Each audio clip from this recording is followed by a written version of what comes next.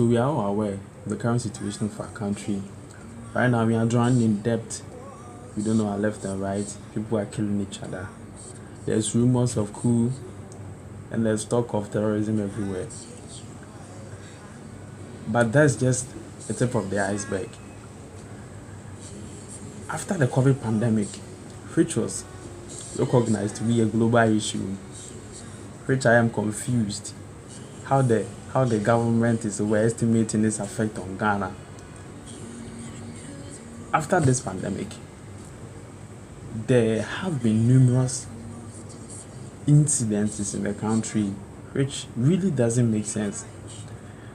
Strikes, people not getting paid, among other things. But now we have to deal with floods too. In case you don't know what I'm talking about, here's a video. Here are some videos. Just take a look at and see what's going on. So from the video we can clearly see a man rowing his way to work on a canoe. Just to point it out, this is not Ghana. It's like I am old as I can be and I have never touched a canoe in my entire life. So this is quite a new low for the country. It is terrifying, really, and you can see that the guy is snapping people on his way, trying to notify people that he's coming. This is insane.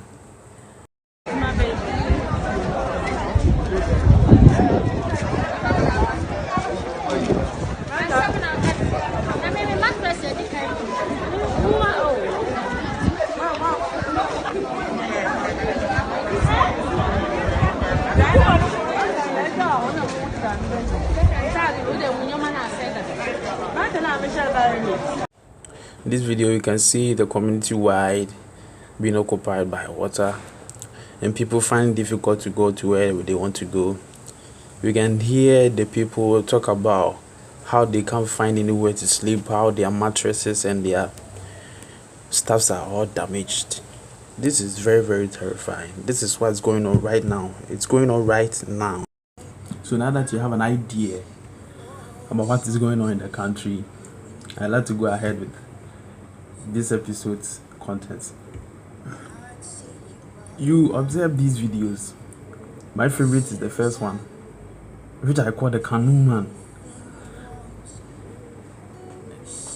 These floods have been occurring for a very, very long time, and we know the causes of these floods. Recently, Koforidua flooded over a heavy downpour, which even resulted into one fatality. A certain Muslim woman unfortunately lost her life when her room was filled with water with her in it, so she drowned. I don't really know all the information concerning the news, but to me, I think this is a certain incapability on our part, both as citizens and our leaders. We are overlooking some certain things that we don't think to be dangerous. So it's like a snake biting its own tail. These things that we deem to be not so dangerous, they keep coming back to bite us the head. We take our troubles and then we throw it. I hope you understand my gesture. We take our troubles and we throw it behind us. We don't really solve them. We just ignore them. And I'm not trying to pinpoint it to my fellow Ghanaians that we are all ignorant, but we have to, you have to agree with me that there's a certain degree of ignorance in our decisions and as well as our actions. I don't really know who to blame for this behavior or attitude, whether to blame it on education, which seems very unlikely, or whether to blame it on Christianity, religion in general. But whatever it is, whoever you blame or whomever you put the blame on, we are the ones who are suffering. these floods or these areas which are flooded are not far from your home or your towns or your cities. You can just go to the nearest bus station, take car, and go to Koforidua. From where I am to Koforidua, I say if I should estimate it to be less than 3 hours. So if the whole of Koforidua should flood, should overflood to its neighboring towns, there's a possibility that it will reach here. I am in danger as much as all of us. I'm not here to talk about the top 1% of the country, the elite people who are living in, estates and stuff. Those people, they are there. We are here. We are the ones who are suffering. We are the lower class people. The 99% of the country is made up of us. But for some reason, it seems like they don't really care about us. They have to wait for something to happen to us for them to do something about it. This has been the Ghanaian life.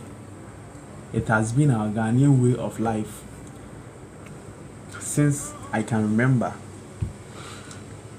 So, this Koforidua incident that's happened, it's flooded people's home and destroyed a lot of properties too. I myself have been a victim of flood when I was in campus, University of Cape Coast, around my final year. It rained so hard that the area my hostel was in started to flood, and the water was right at my doorstep. So for more than 4-5 hours, I couldn't go anywhere. I had to stay in my room.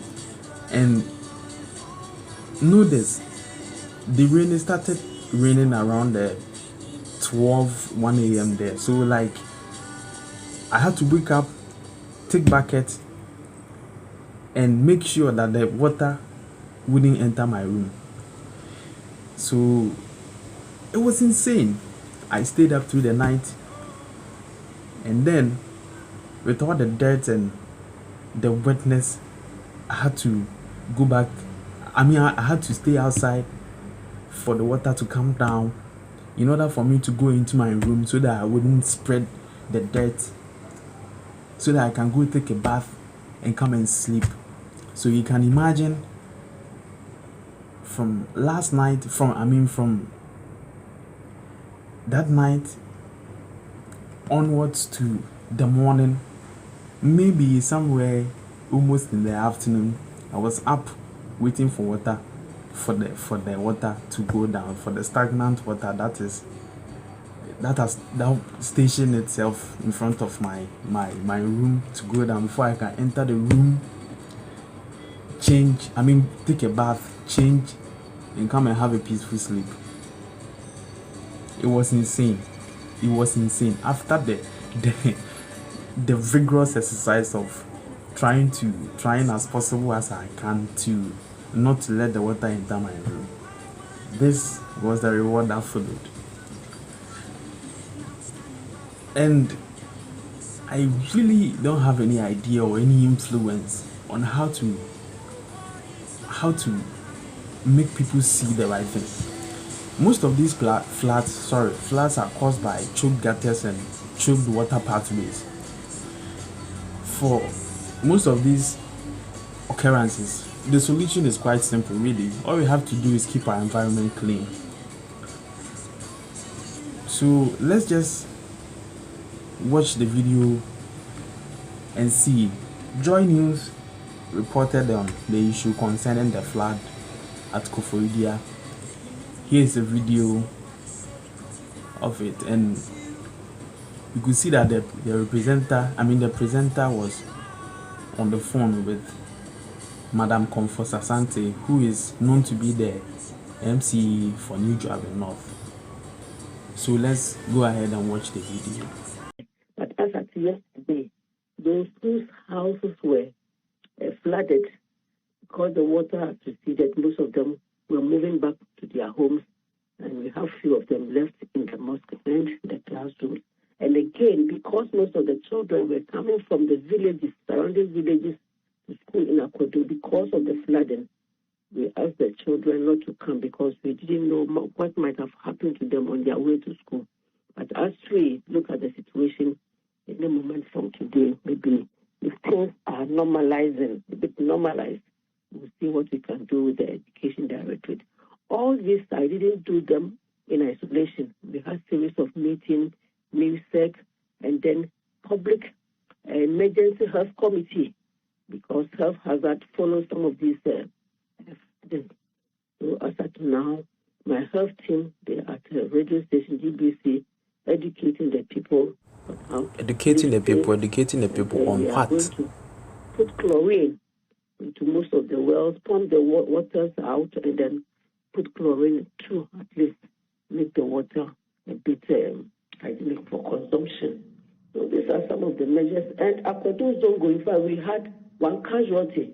The person was buried on Monday. We were there yesterday.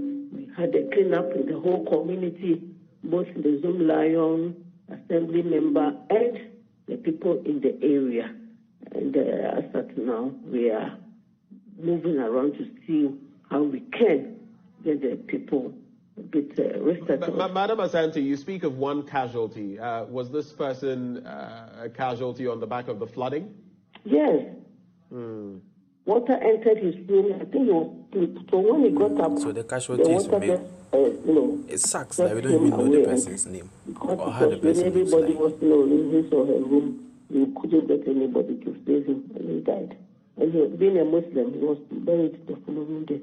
When exactly was this? Me. When exactly did this happen? That was Sunday night.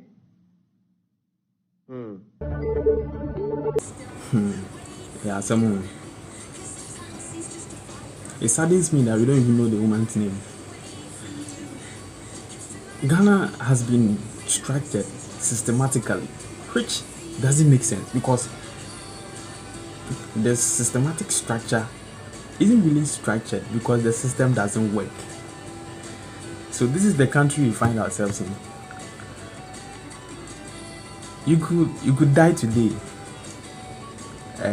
maybe murder perhaps, and I can give you my word that there's 100% assurance that we wouldn't know who killed you or the cause of it. We will just ignore the fact that something killed you and just embrace the fact that you are dead. Let's go and make your funeral and plan towards your funeral.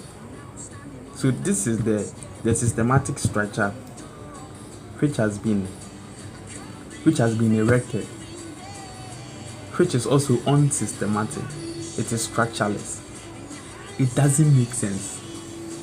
Collateral beauty, if you must. The irony of the whole situation just it sours your mouth whenever you try to talk about it. So now, apart from this Koforidua incident, there has been another incident which has been going on for a while. The South flood, which was actually man-made. Stick with me, don't go anywhere. Just listen to what I'm saying. It doesn't make sense. The dam at Weija is responsible for this flood. Before I continue, I really don't want to confuse you. So here's a video of the South flood, which recently happened, and if I should say, it's still ongoing, right? Which really makes sense, because now it is creating more troubles for the country as well. You just take a look at the whole issue. Joy News made a segment on it, and fortunately for me, I saw the segment on Twitter and I decided to show you just as. So here, take a look at the video. You can see that canoe over there, the man paddling his canoe over there using it. We're told that is the mode of transportation now for a majority of the residents. Another thing that we've seen here also is the electricity pylons here. Also, many of them also currently in water. For the past 48 hours, these communities that you see in your pictures do not actually have electricity. For the past 48 hours, they have been without electricity. Understandably so, because some of the ECG transformers are still in water, although the water is receding. Some of the transformers are still in water, and we're told that it would be very dangerous for the Electricity Company of Ghana to restore power supply. I have someone here with me I'm going to interact with. He's a resident, another resident here, also here with me. Yep. Yeah, so join me. Hello, sir. Yes, sir. Welcome to Joy News. Can you turn this way for me? Yeah. So, can you tell us, how were you affected by the flood?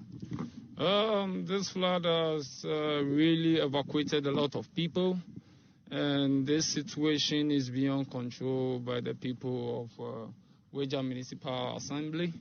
It's one of the heaviest flood we've ever experienced in our community.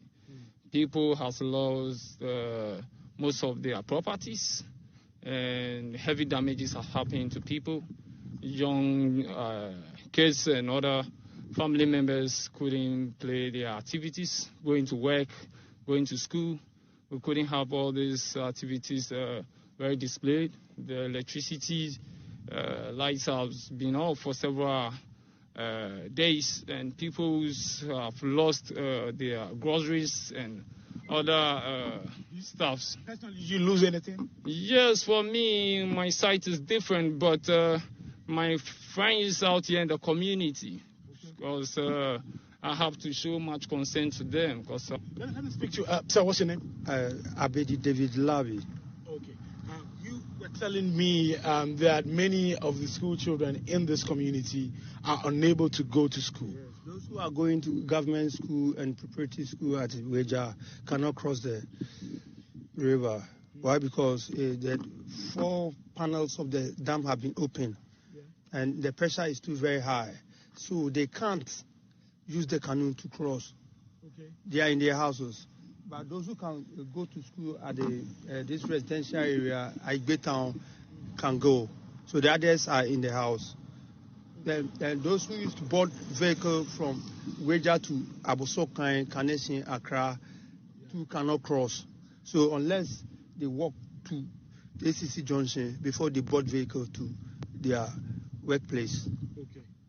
Is this the first time you're seeing something like this? Well, it has happened before, but it wasn't too pathetic like this. It wasn't too pathetic like this. This one is very, very dangerous. Okay. Yes. Because if you watch around, story buildings have buried down. There's some of the short buildings to the windows levels. So all have evacuated from their houses. This is appalling. This is not a beautiful sight to see. So now apparently the flood it has blocked channels of transportation, and it has even gone as far as putting the people in danger. Electrocution. It's not something small to ignore, because the Gasau flood is not only limited to Weija, but the whole of the constituency is involved. So now the whole place is flooded. The communities there, they are all flooded. All this because someone decided to be too smart. Just, I don't want to be offensive. And as far as remaining, as far as neutrality is concerned, as far as being neutral to most of these news is concerned, I don't want to show a polar side as to whether or not I hate a person, a minister or a president, for being silly or doing something that he or she shouldn't have done. But I have a feeling that all this could have been prevented or avoided if there were proper channels through which they could have released the water. But now there isn't. Our leaders really don't know what they are doing, who they are leading, or whatever it is that they are imposing their leadership on. But how is it that our country, we do not have any underground structure, no nothing? This should have been a work for underground sewers. It would have been so simple and nobody would have seen anything. But now they are out of power, means of transportation is blocked, their homes, their peace of mind, now kids can't go to school. All this because someone decided to be too smart. So now, my problem is notification. If the Weija Dam should expel some of its abundant water, at least there should be some sort of notification for the communities around it, for them to prepare for it. Here's another video of a witness just expressing his mind on the issue. To the assembly, the challenge has to do with notification. If the Ghana Water Company had informed residents in this area that the dam would be open, I think residents would have made adequate preparation to avoid all these things. You see, fortunately, the water didn't get to my flat, to my house, but it's not about me. It's about my neighbors. You see, they are highly affected. People are displaced. Where did they go to? Not even the assembly member, not even the MP. You understand? How do you live in a country like this, a lawlessness country, where a government institution knows that they would have to open the dam for the water to flow out without notifying the resident? That is very bad. That is very bad. That is very bad. Somebody from Ghana Water Company must be fired. Somebody from Ghana Water Company must be fired. You understand? This is negligence from the Ghana Water Company. This is total negligence from the Ghana Water Company. I believe if they had notified the residents, people would have made adequate preparations to evacuate their belongings. Now, a lot of people have been affected. A lot of people have been, people's fridges, their beds, the people have been displaced. Where do they go to from here? Where do they go to from here? So my family is safe. You understand? But what about the other people? As I speak to you now, this night, people don't know where they would sleep this night. You understand? It is very, very, very unfair. It is very, very, very, very unfair. We live in a country where anybody just gets up and then do whatever they want to do, which is inappropriate. You understand? Which is inappropriate. Point of correction, Ghana is not lawlessness. I mean, lawlessness, that's a double negative. Lawlessness means it is lawful. But Ghana is not lawless. Ghana is not lawless. Most definitely, we have some set of laws here that we live by, set of laws and rules, our constitution, which everybody knows a little bit about. And most definitely, Ghana Water Company is not to be blamed for this. This is entirely the staff, engineers, what have you, of the Weija Dam. Now people are displaced, people are just living in the streets, properties are damaged. As I said, I've been a victim before, so I really know what they are talking about. And the guy, he made mention, the man, he made mention of notification, which I aforementioned, that at least somebody should have issued a notification to the people. Clearly, he is disturbed. He's a concerned Ghanaian. I like him very much. He was not affected by the flood, but he's keen on expressing his opinion on the issue.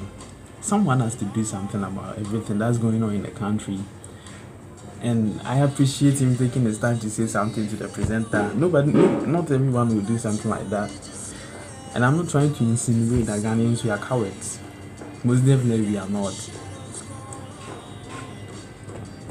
And I think that identifying the problem is part of the problem-solving process. For us to identify what is wrong with us, it is part of the problem-solving process. First, we have to identify what is wrong with us in order to be able to find a cure or an ailment for our diseased behavior, because most definitely this is costing us arms and legs. Something has to be done about this. As I said earlier about notifications, apparently the MCE or DC of Gasau issued a notification. He said that during any annual this spell of the abundant water, they issue a notification for the people around the Weija Dam, the community around them, to be prepared for the incident. So my problem comes back to water channeling, water passaging. He further said something about in every year there are casualties, but they are not as worse as this year. You just take a look at the video, because whatever it is that he said, in his head, he thinks it's sensible. I'm not saying it is not sensible, but he thinks it's really sensible. Just as the Koforidua incident, the MCE made mention that they will see to it that the community is clean, that they will organize themselves and clean the communities and relieve themselves of any choke gutters.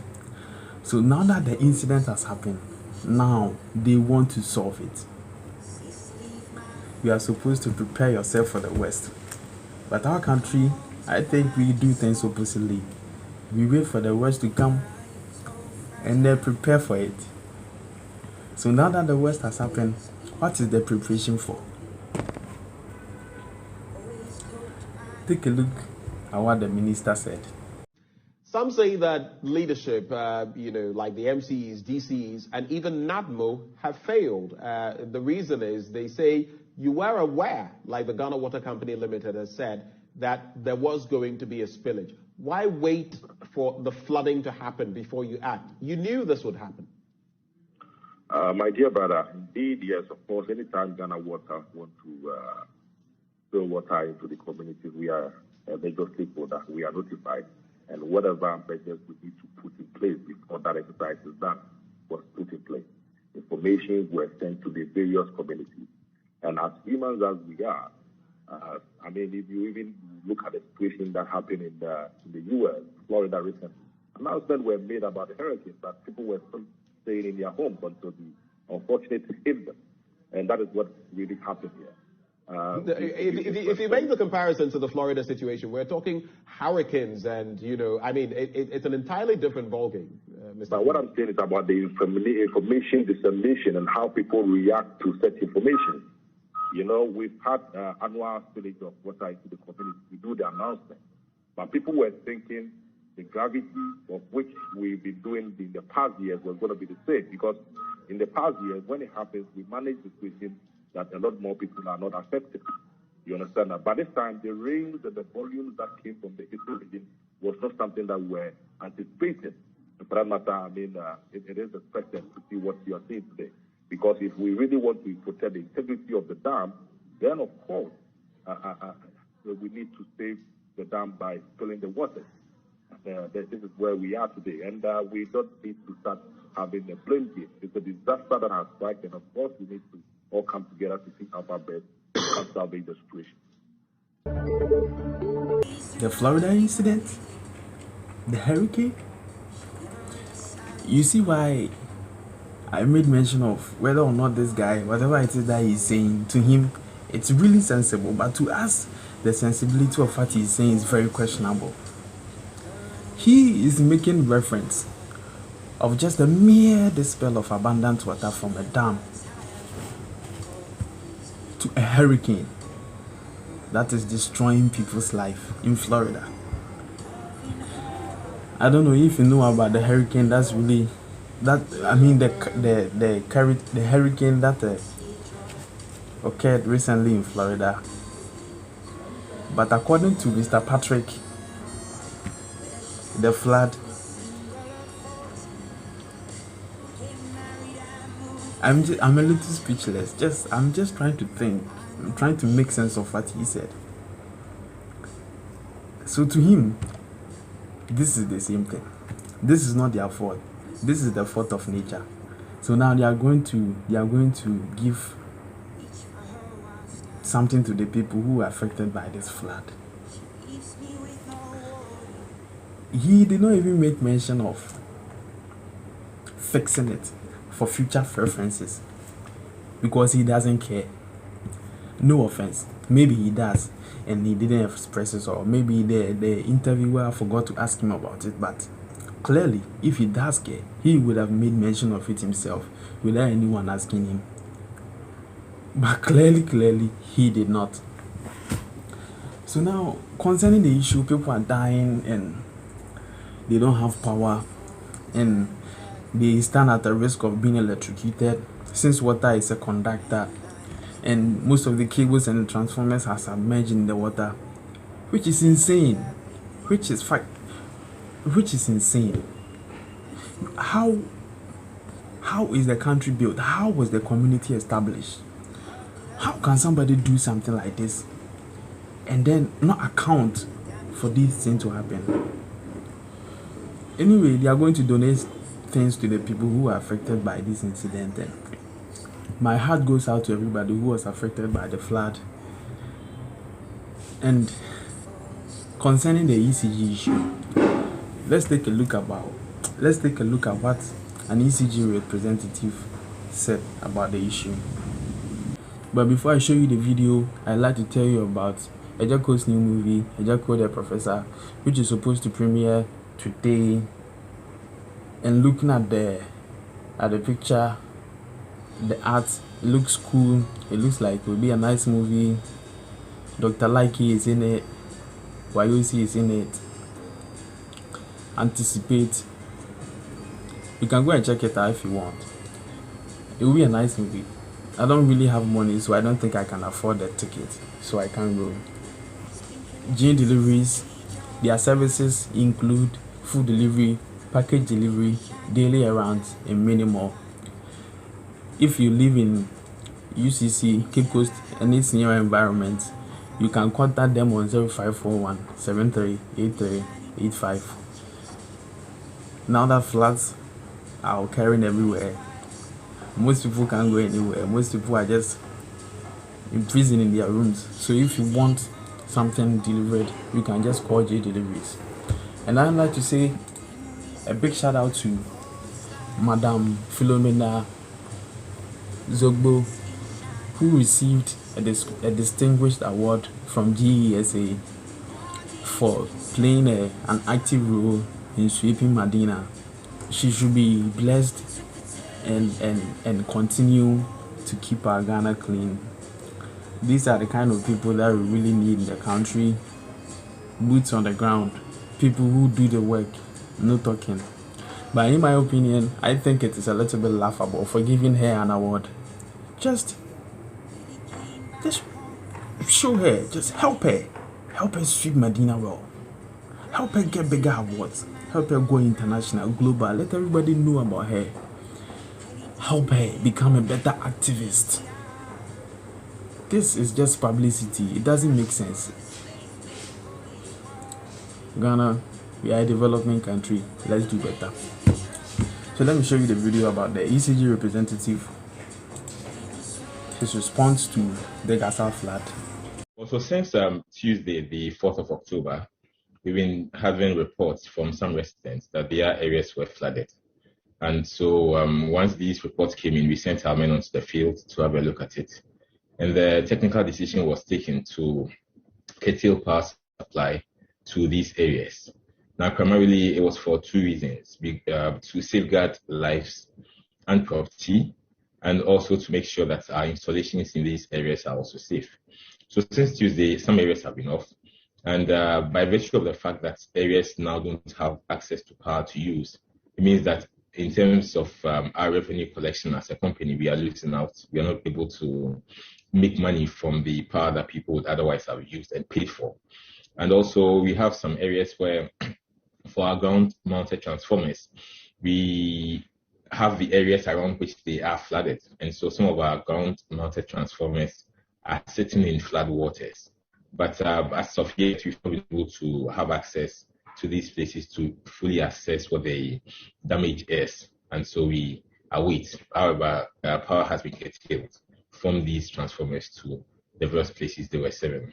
Well, currently we are not talking numbers. Like I said, our immediate goal is to make sure that as much as possible, the power we are already supplying to our customers is safe, and so areas there will be a challenge. Don't forget that water is a very good conductor of electricity. So we're all aware of what the dangers could be if there are flood waters and then any of our lines either drop in there or there's access to electricity and there's any challenge. So our main objective now is to make sure that lives and property are safe, that there's no risk to them. Then once we move forward and we're able to deal with the immediate problems, we shall look at the numbers. But certainly, because people in these areas now are not using electricity and therefore are not paying for the electricity they are not using, it means that we are losing out in terms of revenue. And so it's a loss to the company. But comparing that to the lives and property that would have been at risk, I believe that that's a safer choice to make. So yes, we are on the losing end, but then because we are trying to safeguard lives and property, we are better off doing that than the alternative. We had some opinion leaders and some local political leaders about the levels of water that was rushing into their communities. There to do a technical assessment, and we realized that it was safer for us to put off power so that the various relief measures and the various measures that are being put in place are handled. Now, the assessment so far has shown that for some areas, the water levels are receding, and so we've been able to restore supply to a couple of communities that were initially off. We are still doing some further assessment today, and hopefully by the close of the day, if we get the green light, we shall be putting some other areas on as well. As a company, don't forget that it's the electricity that we sell, and it's in our interest if more people get access to electricity and use it, because it's only by using and by paying that we make some money. But we are not prepared to do this at the expense of life and property. So that's been the consideration so far. And we are working very closely with the National Disaster Management Organization, that's NADMO, and other agencies on the field. So as and when we get the green light that it's safer to extend supply to some areas, we would do so and extend supply to them. Right. Sorry for the interruptions within the video. And I don't know if you noticed, right at the beginning of the video, he said something like, from 4th October, they had reports that some areas had been flooded. So they sent their men to go and check. Mind you, that they did not get notified by themselves. Let me just repeat it and try and throw more light on it. I have a phone. Whenever I get a message, the phone get notification. It notified me that there's a message. Now, so like the ECG company has their day, so they don't have any system which will notify them of these things. So someone has to call them. So imagine if the flood was so spontaneous that it rose, or assuming that an idiot accidentally got an electric line cut and it fell in the flood, in the water. Imagine what would have happened. I'm 100% sure that the ECG, they would never take responsibility for something like this. But one way or the other, it will be their fault. I just thank God that something like this didn't happen. But whoever, whatever God you worship, let's all thank that God that something like that didn't happen. Or else we would have been looking at another June 3rd issue. So for them, I am glad that he may mention about water being a conductor and people's life being at risk. So it was a good, or else he would have been heartless. Or maybe they don't really care about the people, they only care about the equipment. But it was good that he made mention of people's life being at risk. So now that you know about everything that's going on in the country, what can we do? I am not a politician, and most certainly I am not very much interested in social studies. I have been studying science since my high school, throughout my university, I did lab technology in UCC. So I really don't know much about politics or history.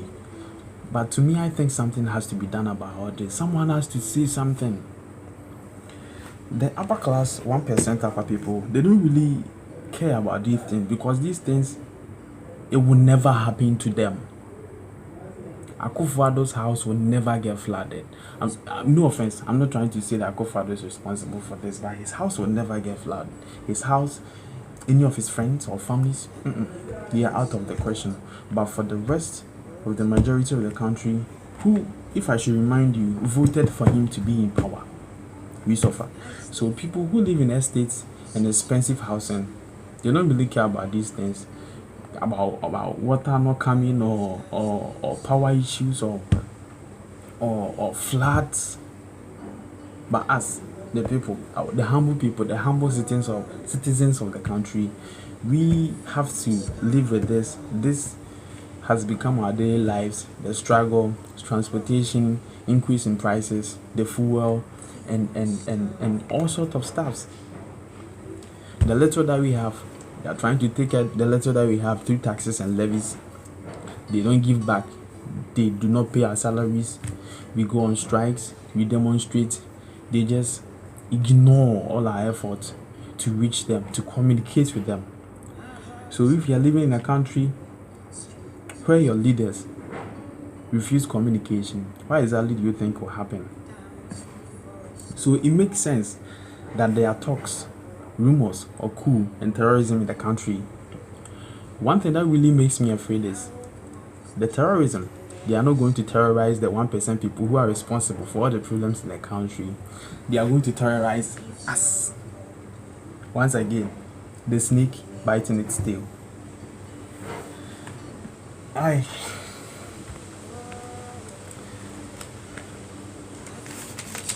So now we are caught up, and it is a little bit of funny. So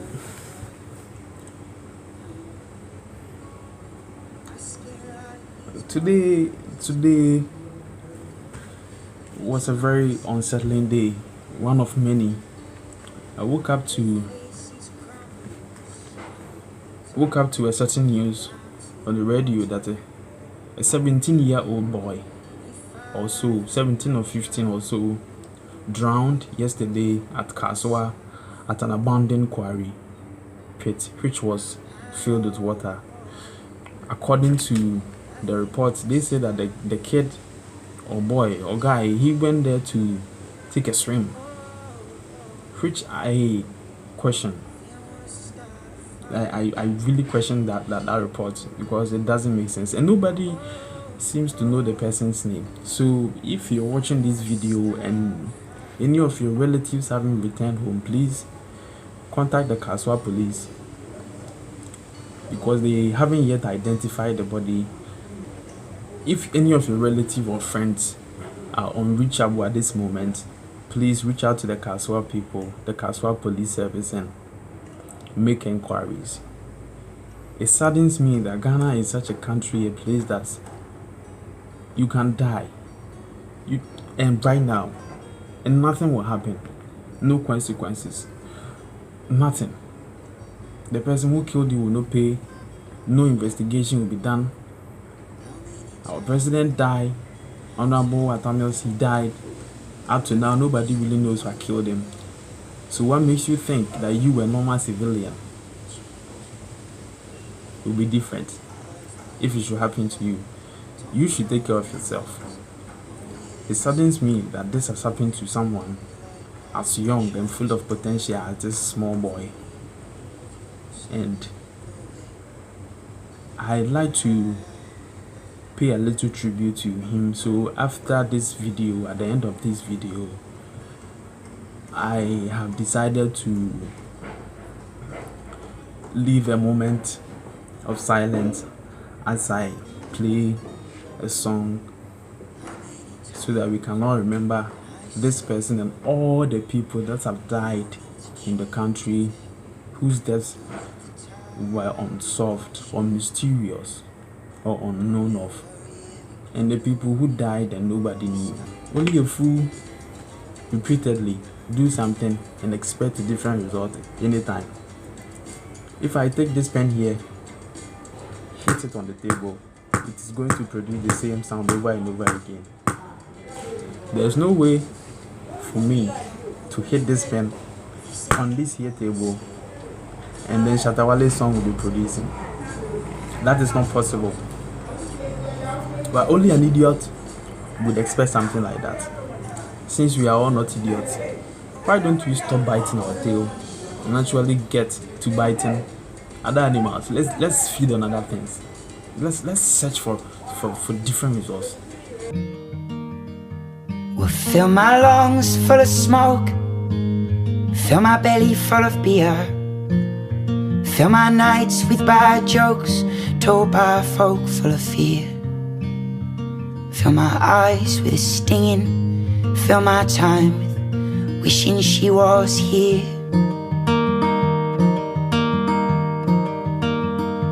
We'll fill my wide with a narrow, fill my safe full of danger, fill my bed full of shadows, fill my dreams full of strangers, fill my ears with a ringing, fill my heart with a fear of fear.